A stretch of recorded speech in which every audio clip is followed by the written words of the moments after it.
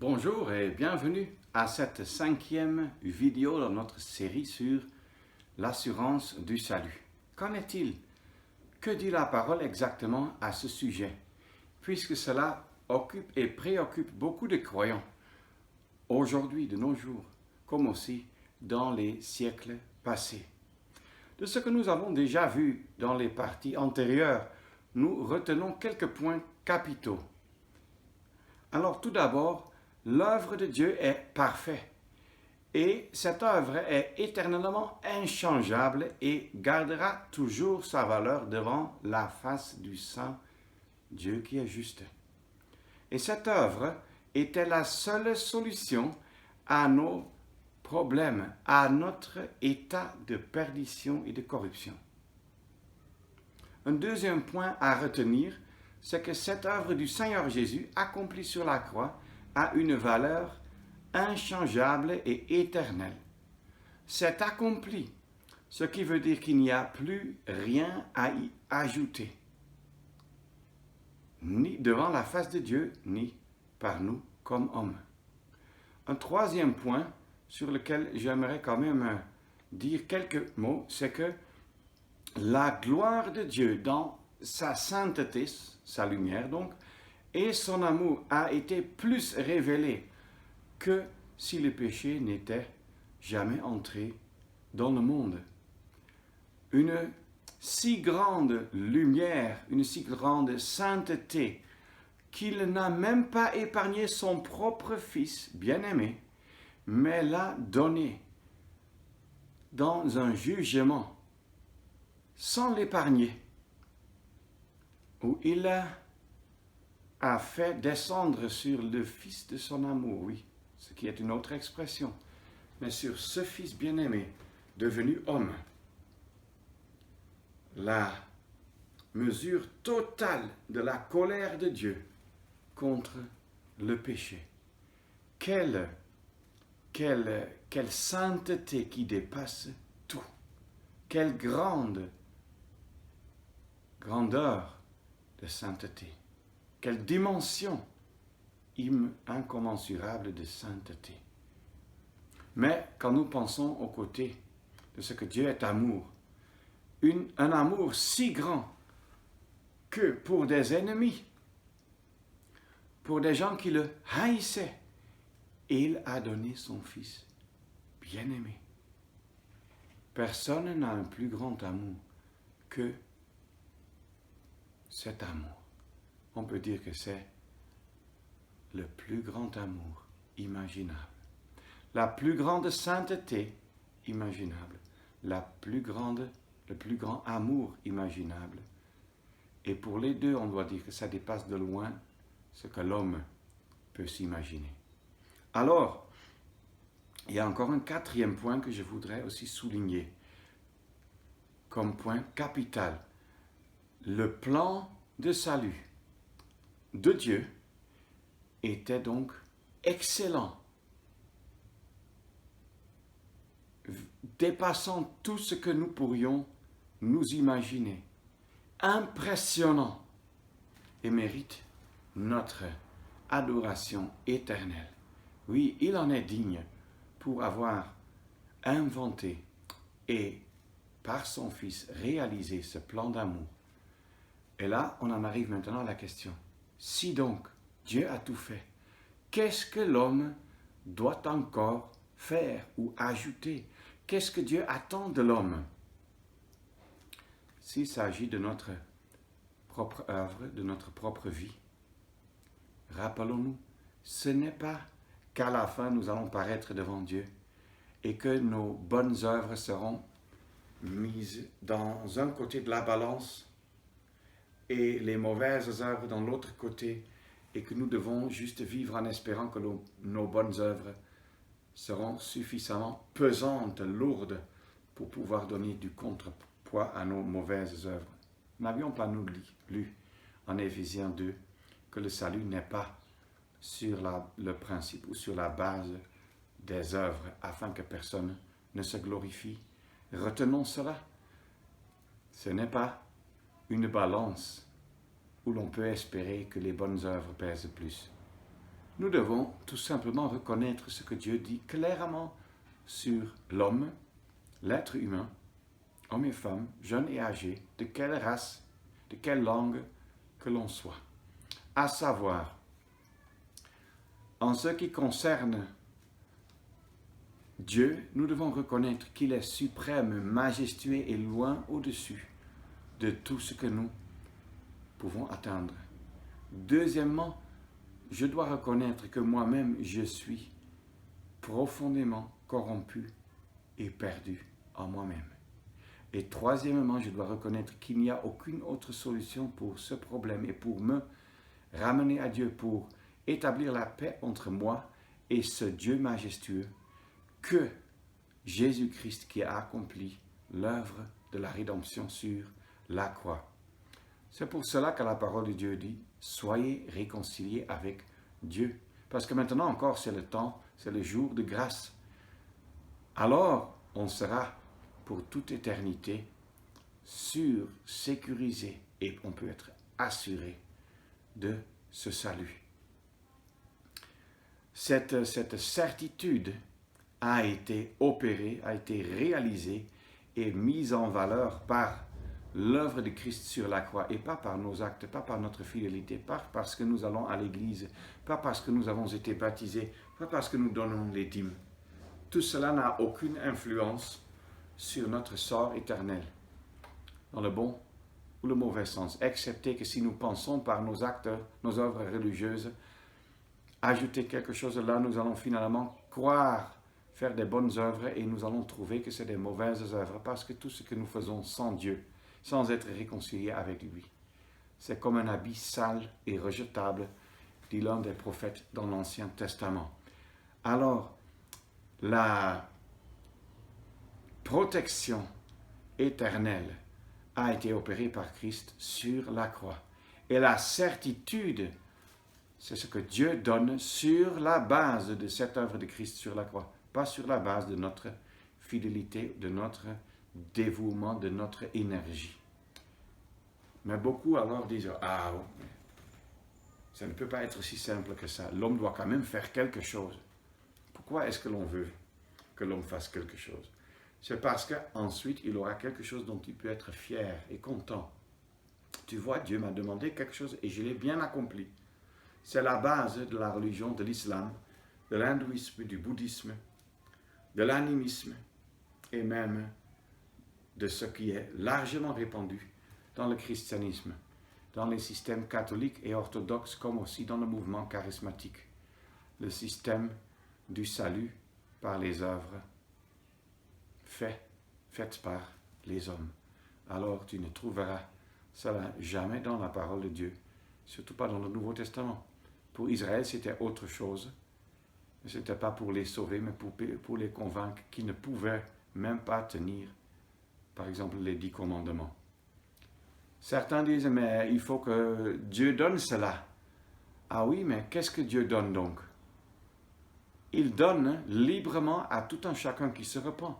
Il donne donc quoi exactement? Il donne la responsabilité à toi, à vous et à moi de nous repentir et de confesser nos péchés devant sa sainte face, de nous condamner nous-mêmes à sa lumière comme étant impurs, pécheurs, perdus, méritant la mort éternelle. C'est ce que Dieu attend de nous. Il dit tout simplement, venez, car tout est déjà prêt, comme nous avons vu dans la première vidéo. Dans l'Épître aux Corinthiens, il est dit, alors, Dieu soit loué pour son don inexprimable. Oui, tout vient de Dieu et pas de notre effort. Notre Dieu n'est pas un Dieu cruel, comme les dieux et les idoles dans les religions dans le monde entier, qui exigent ce que l'homme ne peut jamais atteindre. Il ordonne, il commande tous, en tout lieu, de se repentir. Acte 17, verset 30, nous le dit avec clarté. Seul si l'on si repent, c'est-à-dire si toi tu te repens, tu te convertis, tu confesses tes péchés devant Dieu, si vous le faites, alors il y a le salut. Et il y a protection éternelle. Et il y a certitude et joie du salut. Seulement si on se repent, on va découvrir que tout a déjà été donné. Dieu a tout donné quand il a donné son Fils. C'est comme un cadeau que l'on vous donne le jour de votre anniversaire. Alors, on vous donne ça dans un beau papier. Vous prenez le cadeau, vous dites merci, vous mettez ça de côté. Bon, ça dépend un peu des cultures, mais finalement, chacun qui donne un cadeau voudrait que celui qui l'a reçu ouvre le cadeau, tôt ou tard, n'est-ce pas? S'il découvre après un an que le cadeau est toujours bien emballé dans une armoire, il sera déçu. Dieu a tout donné. Christ a donné sa vie. Ce qui importe maintenant, c'est que nous, on se repente et on accepte alors ce cadeau et pour ainsi dire, on déballe cela, c'est-à-dire on découvre progressivement plus dans la parole sur l'immensité de la valeur de ce cadeau. Puisse le Seigneur vous donner cette grâce de ne pas refuser cela parce que vous voulez d'abord tout comprendre et tout analyser. D'autres ont comme argument, ah oui, mais je ne sais pas si je suis élu. Imagine-toi que je ne suis pas élu avant la fondation du monde. Alors, je ne peux rien changer. Ce n'est pas ce que la parole de Dieu dit. La parole de Dieu ne prêche pas l'élection à ceux qui sont perdus. La parole de Dieu prêche la bonne nouvelle du salut à quiconque croit. Et si quelqu'un ne croit pas, il ne s'en va pas en enfer à cause de ce qui n'a pas été élu, mais à cause du fait qu'il n'a pas voulu se repentir et croire à l'Évangile. Et c'est pour cela que l'élection, pour le moment, si vous n'avez pas encore eu à vous repentir et croire au Seigneur Jésus, l'élection ne vous regarde pas. C'est le moment que vous vous convertissez. Et quand vous êtes donc devenu enfant de Dieu, que vous allez découvrir la valeur de cette richesse précieuse qu'est l'élection. Oui, mais d'autres disent, oui, mais je connais quelqu'un qui s'est converti seulement, pratiquement quand il était mourant. C'est là qu'il a vraiment compris la gravité de son état. Moi, je ne comprends pas encore suffisamment la gravité de mon état. Je vais encore un peu attendre. C'est comme ça que vous vous traitez aussi quand vous êtes malade. Je ne suis pas encore vraiment entièrement mort. C'est pour cela que je ne pars pas encore chez le médecin. Si vous parlez comme ça, les gens vont dire que mais on appelle le médecin. Ce n'est pas sérieux cet argument d'attendre. La parole de Dieu dit, aujourd'hui si vous entendez sa voix, n'endurcissez pas vos cœurs. Hébreux 3 nous le dit. Alors, d'autres disent, mais je ne peux pas venir. Est-ce que j'ai la force? Je suis un pécheur, corrompu et perdu, je ne peux rien. Oui, c'est vrai. Mais Dieu ne dit pas que celui qui peut vienne, mais que celui qui veut vienne. Venez, vous tous, qui vous fatiguez, qui êtes chargés. Quand on est trop fatigué, on ne peut plus. Mais il suffit de crier à Dieu, d'implorer sa grâce. Comme le publicain a crié, « Ô Dieu, aie pitié de moi. Sois miséricordieux envers moi. » Et vous pensez que Jésus-Christ ne va jamais rejeter quelqu'un qui vient à lui? Il le dit clairement dans l'Évangile selon Jean chapitre 6. « Je ne rejetterai jamais celui qui vient à moi. » Gardons cela en tête. C'est une clarté, une assurance, une certitude dans la parole de Dieu. Vous n'avez pas besoin de vous occuper de votre état pour analyser si oui ou non je suis capable de venir. Vous devez obéir. Dieu vous commande, vous ordonne de vous repentir. Ce n'est qu'après, quand vous avez déjà cru au Seigneur Jésus-Christ, que vous allez découvrir. Ce n'était pas par moi, c'était par l'opération du Saint-Esprit en moi, en vous, que nous avons pu croire. Le Seigneur est clair dans la parole de Dieu. Nous devons obéir. Maintes fois, la parole de Dieu dit, « Venez, viens, venez. » C'est un ordre. Obéissez. Vous n'avez aucun droit de désobéir les ordres de votre Dieu créateur majestueux. Alors, je veux lire quelques versets. Romains 5, verset 1er, nous dit ceci. Ayant donc été justifiés sur le principe de la foi, nous avons la paix avec Dieu par notre Seigneur Jésus-Christ. Donc la justification est exclusivement sur le principe de la foi et non pas sur les œuvres de la loi ou les œuvres quelconques religieuses exigées par votre apôtre, prophète, pasteur ou je ne sais pas comment il ose s'appeler. Mais avec clarté, aucune œuvre ne va vous sauver, aucune œuvre ne va vous donner un peu plus de droit d'accès au ciel. Chaque œuvre que nous faisons sans avoir personnellement eu à nous repentir et confesser nos péchés et accepter le pardon en Jésus-Christ, chaque œuvre est sans aucune valeur. Bien que ce soit possible que vos dirigeants disent autre chose, la Bible ne manque nullement de clarté à ce domaine. Ayant été justifiés sur le principe de la foi, nous avons la paix avec Dieu par notre Seigneur Jésus-Christ. Justifiés sur le principe de la foi, nous avons la paix. Je vous souhaite cette paix. Romains 8 nous le dit dans le verset 1er. Il n'y a donc maintenant aucune condamnation pour ceux qui sont dans le Christ Jésus. Ça ne dit pas qu'il n'y a aucune condamnation pour ceux qui sont religieux, qui écoutent bien le pasteur, qui donne les dîmes, ainsi de suite. Non. Il n'y a donc maintenant aucune condamnation pour ceux qui sont dans le Christ Jésus. Ça veut dire quoi? Alors, être en Christ, ça veut dire être devant la face de Dieu, devant ses yeux. Être, pour ainsi dire, enveloppé, entouré par Christ.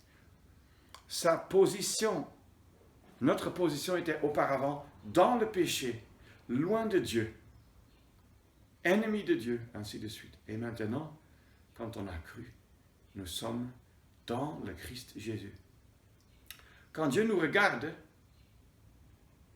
il ne se rappelle plus de ce que nous étions. Pourquoi? L'Ancien Testament déjà même dit qu'il jette nos péchés derrière lui dans les profondeurs de l'océan même. Mais,